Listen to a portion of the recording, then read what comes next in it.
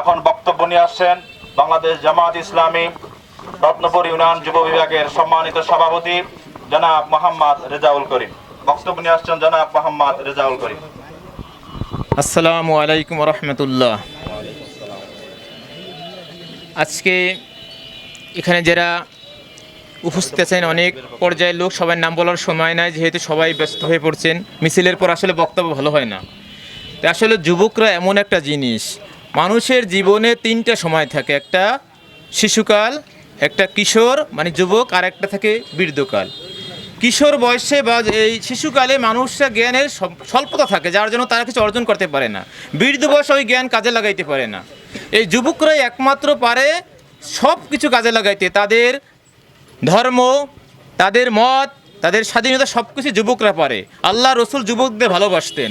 যুবকদের কারণে ইসলামের যে প্রথম যে দেশটা প্রতিষ্ঠিত মদিনা, এটা যুবকদের জন্য হয়েছে। আল্লাহ রসুল যুবকদের নিয়ে বদরের যুদ্ধে গেছেন, সেখানে জয়লাভ করছেন। তাহলে সব দিক থেকে আল্লাহ রসুল যুবকদের অগ্রাধিকার দিয়েছেন।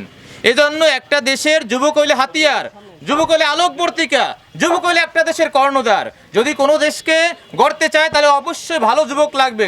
সেই যুবক, সেই যুবক হচ্ছে যে আদর্শবান, ন্যায় নীতি সম্পন্ন, যারা সন্ত্রাসবাজি করবে না, চাঁদাবাজি করবে না, রাহাজানি করবে না, ধর্ষণ করবে না। এরকম একটা দল গঠন করতেছে বাংলাদেশ জামাত ইসলামী। তাদের যুবককে তারা সেভাবে তৈরি করতেছে। এদের যুবকরা কোনো ধর্ষণ করে না, চাঁদাবাজি করে না, এদেরকে এবং তারা কোনো রাহাজানি করে না। এই জন্য বাংলাদেশের জামাত ইসলামীতে আসবো, তাহলে যোগদান করব। আমরা আমাদের দেশকে অগ্রগতি সম্পন্ন আলোকবর্তিকে কান্ট্রি হিসেবে আমরা গ্রহণ করব ইনশাআল্লাহ। এই বলে আমার সংক্ষিপ্ত বক্তব্য শেষ করলাম। আল্লাহ হাফেজ।